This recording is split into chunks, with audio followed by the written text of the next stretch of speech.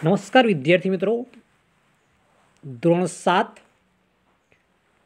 વિષય ગુજરાતીમાં પાઠ 12 હાઈસ્કૂલમાં એ પાઠનો આપણે આજે અભ્યાસ કરવાનો છે.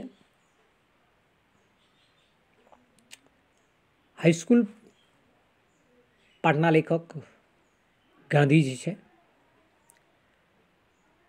જન્મ 2/10/1869, અવસાન 30/1/1948. મોહનદાસ કરમચંદ ગાંધીનો જન્મ પોરબંદરમાં થયો હતો. તેઓ રાષ્ટ્રપિતા અને મહાત્મા ગાંધી તરીકે સમસ્ત ભારતીય પ્રજાના હૃદયમાં આદરભર્યું સ્થાન પામ્યા છે. એટલે આપણે જેને ગાંધીજી તરીકે ઓળખીએ છીએ એમનું મૂળ નામ મોહનદાસ કરમચંદ ગાંધી છે. આપણે એમને રાષ્ટ્રપિતા તરીકે, મહાત્મા ગાંધી તરીકે અને બાપુ તરીકે પણ આપણે ઓળખીએ છીએ. એમને મોહનદાસ કરતાં આપણે ગાંધીજી તરીકે વધારે ખબર છે. રાષ્ટ્રપિતા તરીકે, મહાત્મા ગાંધી તરીકે, બાપુ તરીકે આપણે ઓળખીએ. અને એમણે સમસ્ત ભારતીય પ્રજાના હૃદયની અંદર આદરભર્યું સ્થાન પ્રાપ્ત કરી લીધું છે. એ પોતે વકીલાતનો વ્યવસાય કરતા હતા. એ વ્યવસાય વકીલ. ત્યારે તેમણે દક્ષિણ આફ્રિકામાં વસતા હિન્દીઓ ઉપર ગોરા અંગ્રેજોના રંગદ્વેષના જુલમ સામે શ્વાન અને હક માટે લડત ચલાવી. એટલે દક્ષિણ આફ્રિકાની અંદર એવો જ્યારે વકીલાત કરવા ગયા ત્યાં વસતા, ત્યારે ત્યાં જે વસતા હિન્દીઓ ઉપર ગોરા જે અંગ્રેજો હતા એનો રંગદ્વેષનો જે જુલમ સામે શ્વાન અને હક માટે લડત ચલાવી હતી. એટલે ત્યાં કાળા ગોરાનો ભેદ હતો. રંગદેશ જે અંગ્રેજો હતા એ પોતાને ગોરા સમજતા અને ત્યાંના મૂળ નિવાસીઓ જે આફ્રિકન અને આપણા હિન્દીઓને એવા કાળા સમજતા. એટલે ત્યાં આગળ રંગદ્વેષ જોવા મળતો હતો. કાળા ગોરાનો રંગભેદ જે કહેવામાં આવતો હતો. અને એના માટે ત્યાં આગળ એમણે જે લડત ચલાવી હતી, ત્યાં એમણે સત્યાગ્રહ કર્યો. એ સત્યાગ્રહ ત્યાં સફળ થયા હતા. પછી એવા 1915 પછી ભારતમાં આવ્યા હતા. એટલે ત્યાં આગળ એમણે લડત ચલાવી, એમાં સફળ થયા હતા. પછી ભારતમાં આવી એમણે દેશને સ્વરાજ્ય અપાવવા માટે સફળ આગેવાની લીધી હતી. 1915 એ ભારતમાં આવ્યા. તો પછી ભારતમાં આવી એમણે દેશને સ્વરાજ્ય આપવા માટે સફળ લડત ચલાવી હતી. એમણે ઘણા બધા સત્યાગ્રહો આપણે અહીંયા કર્યા, ઘણા આંદોલનો ચલાવ્યા એમણે. અને ત્યાર પછી આપણને એક આઝાદીમાં પ્રાપ્ત કરી, અથવા તો આઝાદી આપણે લડતની અંદર સફળ થયા અને આપણે 1960 આપણે આઝાદ થયા હતા. જીવનભર તેમણે સત્ય અને અહિંસાની ઉપાસના કરી હતી. સત્ય અને અહિંસા આ બંને શબ્દો એમના જીવન સાથે વણાઈ ચૂક્યા હતા એમ કહીએ તો પણ સત્યના હિમાયતી રહ્યા છે. એટલે સત્ય અને અહિંસાની ઉપાસના કરી છે.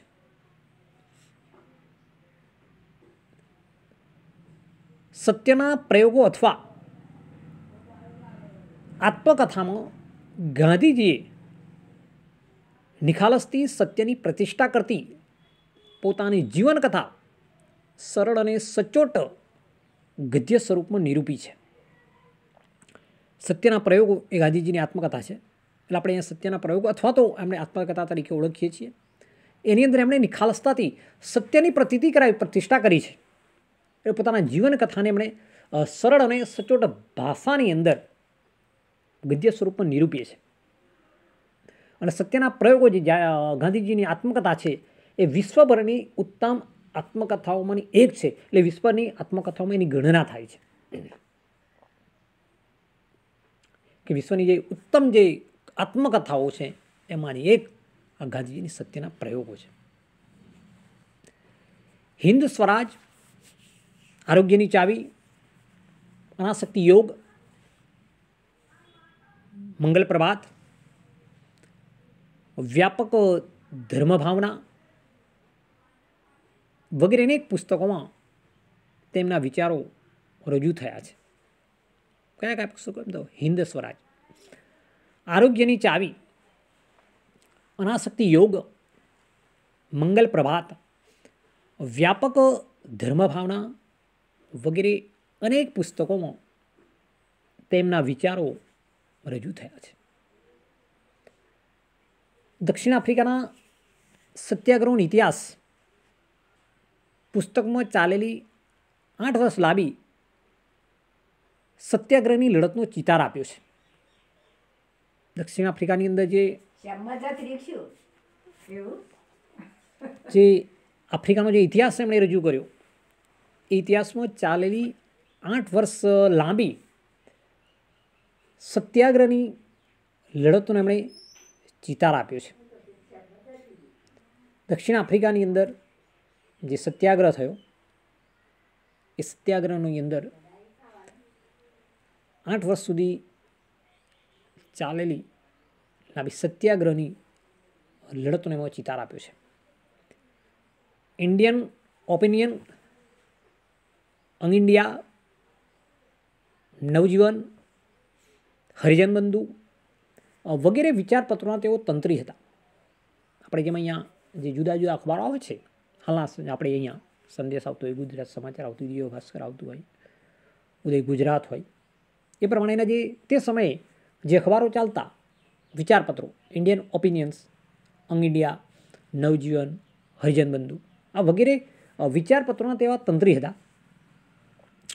અને ગાંધીજીના તમામ લખાણો ગાંધીજીનો અક્ષરદેહ નામે ગ્રંથ શ્રેણી રૂપે પ્રગટ થયો છે. એટલે ગાંધીજીના તમામ લખાણો અત્યારે આપણે વાંચવા હોય તો ગાંધીજીનો અક્ષરદેહ છે એ નામે એક ગ્રંથ શ્રેણી તૈયાર થઈ છે, એમાં એ પ્રગટ થયેલા છે. એટલે ગાંધીજી જે લખાણો છે એને અક્ષરદેહ મળ્યો છે. એટલે કહ્યું છે ગાંધીજીનો અક્ષરદેહ. એ તમામ લખાણો આ ગ્રંથમાં સચવાયેલા છે અને પ્રગટ થયેલા છે. સાદગી, સ્વાભાવિકતા, સરળતા અને ભાષાનું તળપદું બળ તેમના ગદ્યની લાક્ષણિકતા છે. સાદગી, સ્વાભાવિકતા, સરળતા અને ભાષાનું જે તળપદું બળ તેમના ગદ્યની એક લાક્ષણિકતા છે. આ ગદ્ય જે આપણે વાંચીએ તો એમના ગદ્યની અંદર એક સાદગી આવી જાય, સ્વાભાવિકતા, સરળતા અને ભાષાની તળપદું ભાવ એમની લાક્ષણિકતા રહી છે. તેમણે રાષ્ટ્ર ઘડતર અને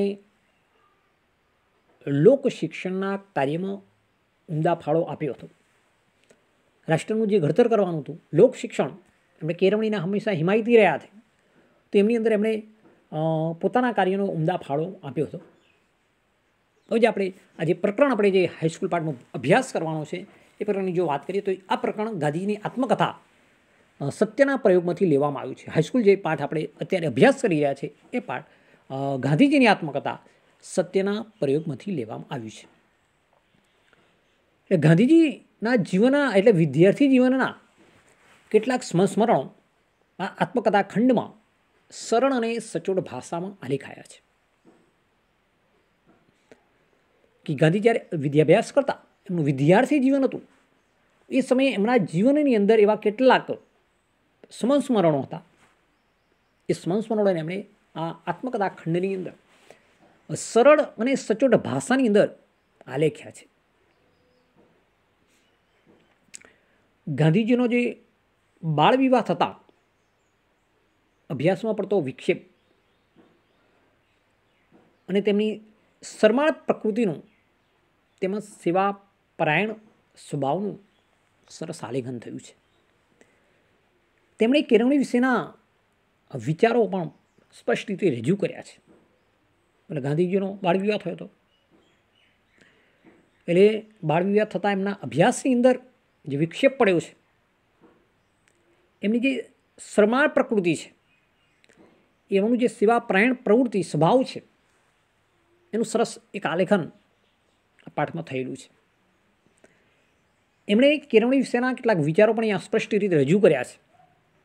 એનો આપણે આ પાઠની અંદર અભ્યાસ કરવાનો છે.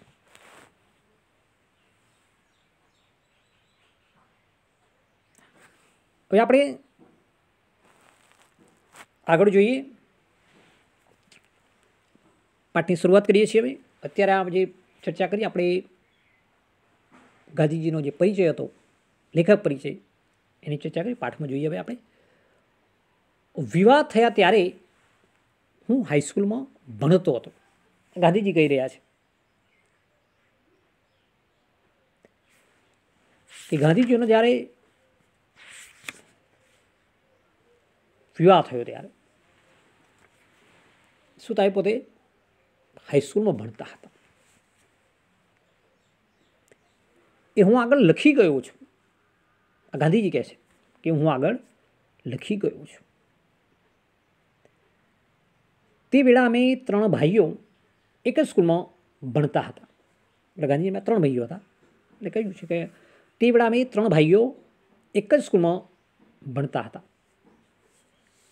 જ્યેષ્ઠ બંધુ ઉપલા ધોરણમાં હતા અને જે ભાઈના વિવાહની સાથે મારા વિવાહ થયા હતા તે મારાથી 1 વર્ષ આગળ હતા. જ્યેષ્ઠ બંધુ એટલે મોટા ભાઈ. એટલે ગાંધીજીના જે મોટા ભાઈ હતા એ ઉપલા ધોરણમાં હતા, એમના કરતાં આગળ ધોરણમાં.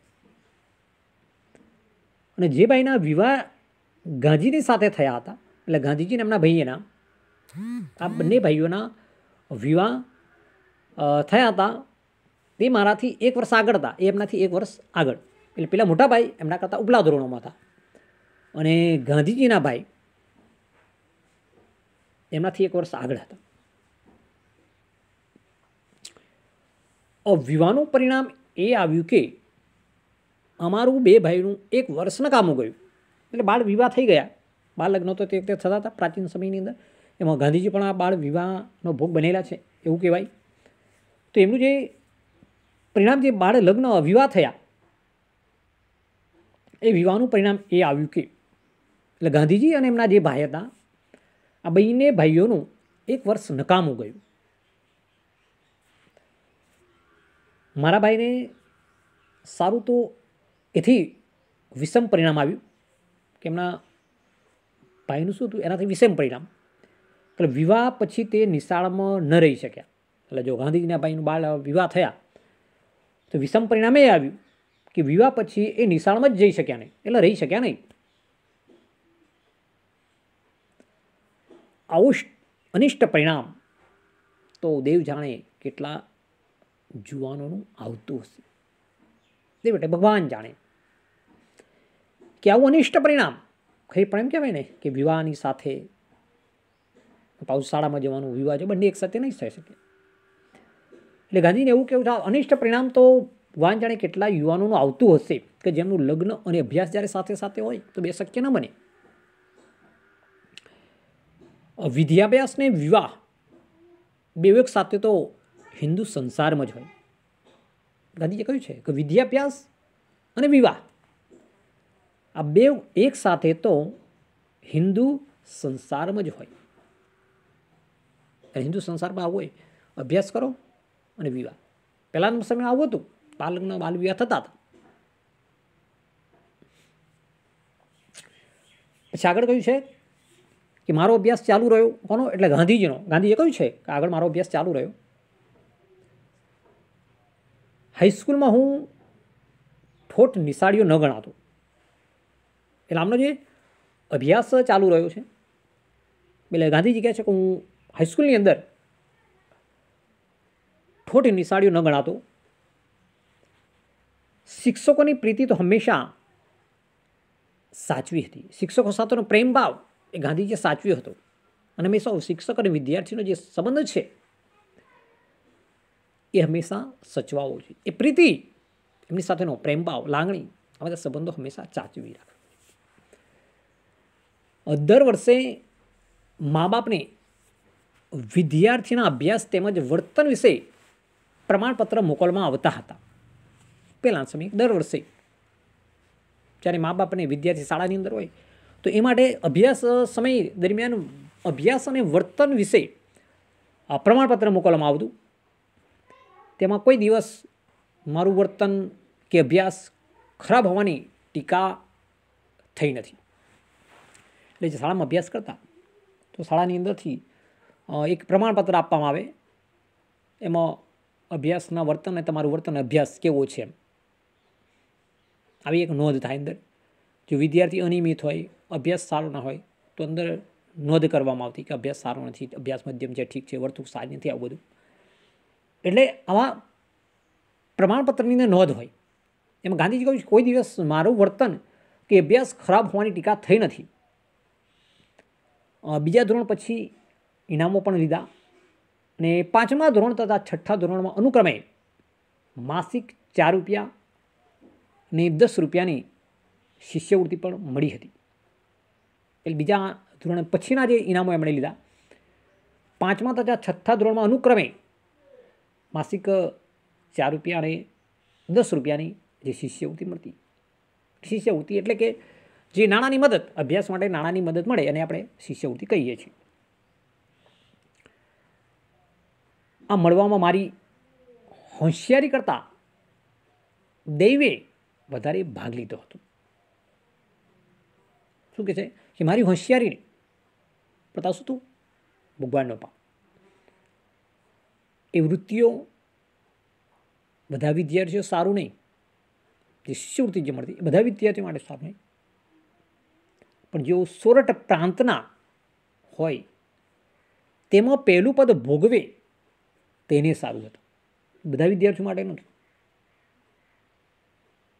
સારું, એટલે બધા વિદ્યાર્થીઓ સારું એટલે માટે નહીં, પણ જેઓ સોરઠ પ્રાંતના હોય અને તેમાં પહેલું પદ ભોગવે તેને માટે હતી. 40-50 વિદ્યાર્થીઓના વર્ગમાં તે કાળે સોરઠ પ્રાંતના વિદ્યાર્થી કેટલા હોઈ શકે? તે સમયની વાત છે કે 40-50 વિદ્યાર્થીઓનો જે વર્ગ હોય તો એ સમયે સોરઠ પ્રાંતના વિદ્યાર્થીઓ કેટલા હોઈ શકે?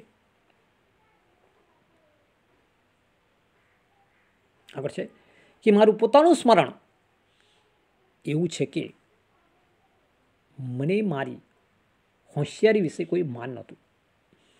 પોતાનું સ્મરણ ગાંધી પોતે પણ કહે છે કે મારું પોતાનું સ્મરણ મારી સ્મૃતિ છે, એવું કહે છે કે મારી હોશિયારી વિશે કંઈક માન નહોતું. ઇનામ કે શિષ્યવૃત્તિ મળે તો મને આશ્ચર્ય થતું. એટલે ગાંધીજી કે પોતે હોશિયાર છે એ બાબતોમાં, પણ જ્યારે એમને ઇનામ કે શિષ્યવૃત્તિ મળે તો એમને આશ્ચર્ય થતું.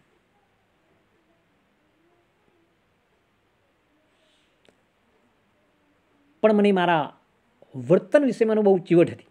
ગાંધીજી પોતાના વર્તન બહુ ચીવટ એટલે કાળજી રાખતા હતા. અને દરેક વિદ્યાર્થી રાખવી જોઈએ, પોતાના વર્તન વિશે ખાસ કાળજી હોવી જોઈએ કે તમારું જે વર્તન છે વર્તનમાં ક્યારે બદલાવ ના આવવો જોઈએ, વર્તનમાં કોઈ પરિવર્તન ના હોવું જોઈએ. હવે ગાંધીજી જેમ ચીવટ રાખી એમ આપણે પણ એવી ચીવટ રાખવી પડે, એવી કાળજી રાખવી પડે કે આપણા વર્તનમાં એવી ઓટ ના આવી જાય. એટલે ગાંધીજી એને આ વધારે વહાલું હતું. એમને ખૂબ જ કાળજી રાખી વર્તન બાબતમાં. દરેક વિદ્યાર્થી રાખવી જરૂરી છે. આત્મકથા, જીવનકથા આપણે વાંચીએ એમાંથી આપણે શીખવાનું છે, એમાંથી બોધપાઠ મેળવવાનો છે. એટલે વર્તનમાં ખોટ આવે તો મને રડવું જ આવે. જો ગાંધીજીએ સરસ કહ્યું છે કે વર્તનમાં ખોટ આવી જાય તો મને રડવું આવે. કેમ? વર્તનમાં પરિવર્તન ના આવવું જોઈએ. શિક્ષકને ઠપકો આપવો પડે એવું મારા હાથે કંઈ પણ થાય અથવા શિક્ષકને એવું ભાષે એ મને અસહ્ય થઈ પડે. કેવી સરસ વાત કરી છે ગાંધીજીએ તો શિક્ષકને ઠપકો આપવો પડે એવું મારા હાથે કંઈ પણ થાય અથવા શિક્ષકને એવું ભાષે એ મને અસહ્ય થવું પડે. આપણે જરૂરી છે કે શિક્ષકને કોઈ કારણસર તમને ઠપકો આપવો પડ્યો હોય અથવા શિક્ષકને એવું લાગે કે વિદ્યાર્થીને ઠપકો આપવા લાયક છે કે વિદ્યાર્થીને ભૂલ થઈ છે તો એમને અસહ્ય થયું પડતું. આપણે પડે એવું વર્તન કરીએ કે આપણને કોઈ શિક્ષક કશું કેવું માનવું જોઈએ, ઠપકો ના પડી જોઈએ અથવા એવી કોઈ ભૂલો ન થવી જોઈએ. આવી ચીવટ આપણે પણ રાખવી પડે. એક વખત માર ખાવો પડ્યો હતો એવું મને સ્મરણ છે. મારનું દોખ નહોતું પણ હું દંડને પાત્ર ગણાવ એ મહાદુખ હતું. વિચારો ગાંધીજી શું કહે છે. કઈક વાર છે એમને માર ખાવો પડ્યો હતો, એમનું યાદ છે, સ્મરણ છે, યાદ છે એમને. પણ એ શું છે, મારનું દુઃખ નહોતું કે માર પડ્યો એનું દુઃખ નહીં, પણ હું દંડને પાત્ર ગણાવ એ મહાદુખ હતું. ઘણા બધા પણ માર ખાઈ લે છે પણ એ મહત્વ નથી. પણ તમારે જ્યારે કોઈ પણ દંડ કર્યો એને થાય ને એ મહાદુખ કહેવામાં આવે છે.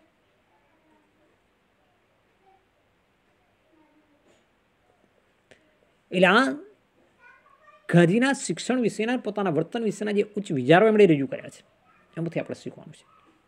અને ઘણા બાળકો મારી તો કહું ખેલી પાસે માર ખાઈ લે, પણ એ બાબત મહત્વનું નથી. માર ખાવો એ શું છે કે તમારે કોઈ દંડ થયો છે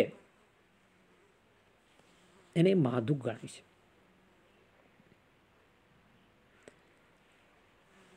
હું ખૂબ રડ્યો એટલે ગાંધીજી કહે હું ખૂબ રડ્યો એટલે માર પડવા માટે નથી રડ્યા, એટલે એમનું શું સ્માન એમનું જે દંડપાત્ર બન્યા એનું મહાદુખ હતું એના કારણે એ રડ્યા હતા. અને આપણા બાળકો માર પડે એમાં રડે, કેમ તો સાહેબ મને મારે તો પેલા એમાં આમ કર્યું હતું અને પેલું એ મનમાંથી આપણે આવું શીખવાનું છે કે માર ખાવ એ મહત્વ નથી, પણ એની અંદર તમારી જે દંડ થાય છે તમને કંઈક બે શબ્દો કહેવામાં આવે છે મહાદુખ છે. આપણે એવું થઈ ગયું સાહેબ મને બે શબ્દો કહ્યા, બધાની વચ્ચે મને ઊભો કર્યો, આ એક આપણું છે દંડપાત્ર ગણાય, એનું દુઃખ હોવું જોઈએ. આ પ્રસંગ પહેલાં કે બીજા ધોરણનો છે. વિચારો પહેલાં બીજા ધોરણની આ વાત ગાંધીજીએ કરી છે, એમને સ્મરણ રહ્યું છે, એમને યાદ રહેલું છે. અને આપણે પહેલાં ધોરણમાં કયા સાહેબ ભણાવે એ ખબર ના હોય, પહેલાં ધોરણમાં કઈ જગ્યા પર બેસતો યાદ ના હોય, પણ એ શું એક યાદ રાખ્યું છે કે પહેલાં બીજા ધોરણના પ્રસંગ છે. બીજો પ્રસંગ 7મા ધોરણનો છે. જે પ્રસંગ કયો આપણે પહેલા બીજાનો કયો છે, ફરીનો એક પ્રસંગ એમણે મૂક્યો છે કે બીજો પ્રસંગ છે 7મા ધોરણનો છે. તે વખતે દુરાબજી એદલજી ગીમી હેડમાસ્ટર હતા. એમના સાહેબનું નામ છે કે દુરાબજી એદલજી ગીમી હેડમાસ્ટર હતા. તે વિદ્યાર્થી પ્રિય હતા. દરેક શિક્ષક માસ્ટર વિદ્યાર્થી પ્રિય હોવું જોઈએ, જરૂરી છે. કેમ કે તેઓ નિયમો જળવાવતા હતા. શાળાની અંદર છે નિયમ એટલે નિયમો તો આપણે રહેવું જ પડે, એટલે નિયમો એ મહત્વની વસ્તુ છે. અને આ વિદ્યાર્થી એટલા માટે કે એવા નિયમો જળવાવતા હતા. પદ્ધતિસર કામ કરતા અને લેતા આ બંને બાબતો શિક્ષક માટે છે. કામ કરવું અને કામ બાળક પાસે લેવું, એટલે પદ્ધતિનું કામ કરો તો બાળક સામે કામ કરી શકે છે. એટલે પદ્ધતિસર કામ કરતા અને લેતા તથા શિક્ષણ ઠીક આપતા, શિક્ષક પણ આપતા હતા.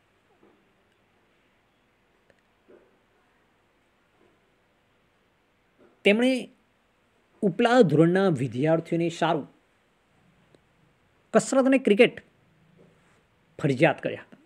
જે ઉપલા વર્ગમાં જે વિદ્યાર્થીઓ ભણતા હતા એમના માટે આપણે કસરત અને ક્રિકેટ બંને ફરજિયાત કર્યા હતા.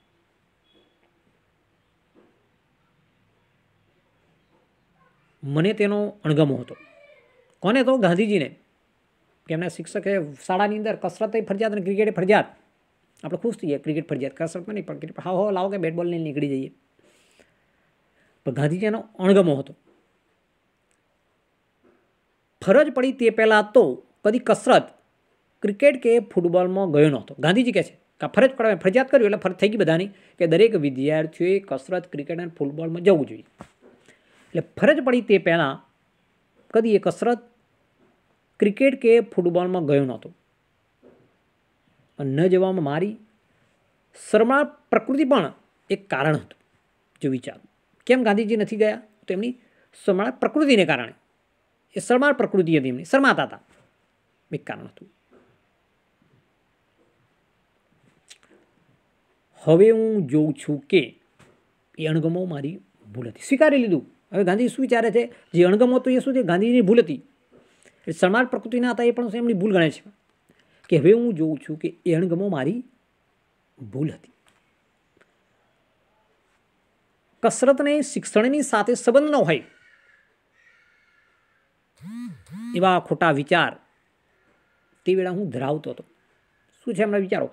શિક્ષણ એ કસરત સાથે સંબંધ ન હોવો જોઈએ. એમ કસરત એ અલગ બાબત છે, શિક્ષણ એ અલગ બાબત છે. આવા જે ખોટા વિચારો હતા એ સમયમાં આવા ખોટા વિચારો ધરાવતા હતા. હાલમાં જો શિક્ષણ એ કસરતનો ભાગ બની ગયો છે. આપણે શારીરિક શિક્ષણનો તાસ લઈએ જ છીએ, બરોબર, આપણે આવે છે શારીરિક શિક્ષણ ભણવાનું. તો કસરતને શિક્ષણની સાથે સંબંધ ન હોય એવા એક ખોટા વિચાર જે વેળા એ ધરાવતા હતા. પાછળથી સમજ્યો કે વ્યાયામને લીધે શારીરિક કેળવણીને માનસિકતા જેવું સ્થાન વિદ્યાભ્યાસમાં હોવું જોઈએ. એટલે પાછળથી ગાંધી સમજ્યા છે. એટલે કે પાછળ હું સમજ્યો, શું સમજ્યા? વ્યાયામને લીધે શારીરિક કેળવણી અને માનસિકતા જેવું સ્થાન વિદ્યાભ્યાસમાં હોવું જોઈએ. એટલે વ્યાયામનો વિષય હોવો જોઈએ, છે આપણે, બરાબર છે, વ્યાયામ જરૂર છે. એટલે શારીરિક કેળવણી અને માનસિકતા જેવું સ્થાન વિદ્યાભ્યાસમાં હોવું જરૂરી છે. એટલે યોગ, સાહિત્ય બધું ઘણી બધી વસ્તુ આવી ગઈ છે વિદ્યાભ્યાસ સાથે. કે ભણવું એટલું મહત્વ નથી, સાથે કસરત પણ જોવી. કસરત કરો તો આપણા શરીરના સ્નાયુઓ, યોગ કરો તો મનના જ્ઞાનતંતુઓ, માનસિકતા, આપણી યાદશક્તિ વધે, આ બધું થાય છે. એટલે રમતગમત હોય, ક્રિકેટ હોય કે કસરત હોય, એ એક વિદ્યાભ્યાસનો એક ભાગ છે. અને પાછળથી એ સમજ્યા અને એનું સ્થાન અભ્યાસમાં હોવું જરૂરી છે. બધી બાબતોનું માત્ર કંઈ ચાર દિવાલોમાં ભણવું એટલું મહત્વ નથી.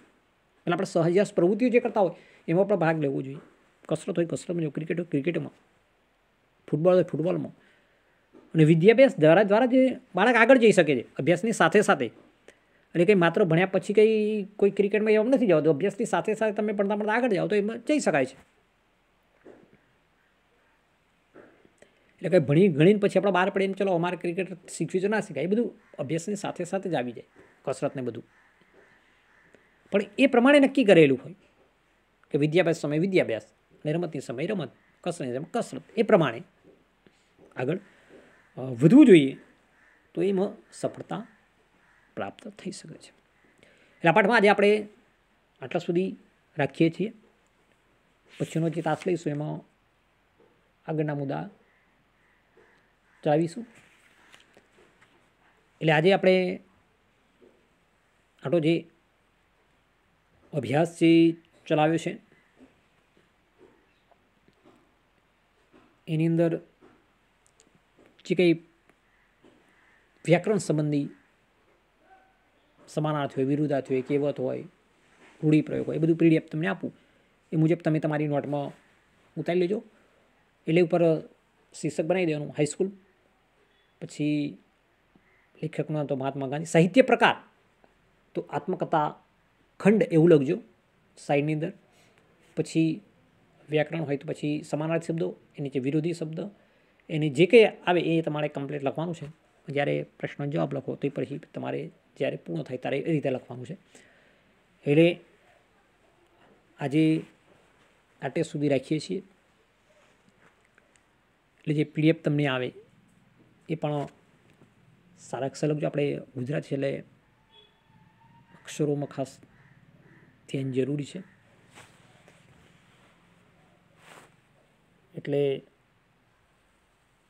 આજે બીજો જે 12મો પાઠ આપણે દ્વિતીય સત્રનો હાઈસ્કૂલમાં ચલાવી રહ્યા છીએ. ગાંધીજીનો પરિચય આપણે કેળવ્યો છે. ત્યાર પછી એના જે કંઈ પુસ્તકો છે, જેમણે કંઈ વિચારપત્રો હતા, એમણે જે તમામ લખાણો જે ગાંધીજીનો અક્ષરદેહ તરીકે જાણીતો છે. એટલે કેટલીક બાબતો જાણવા લાયક કોઈ આપણે અભ્યાસ નથી, પણ એને થોડીક ધ્યાનમાં રાખવાની, ભવિષ્યમાં પણ કામ લાગતા હોય છે.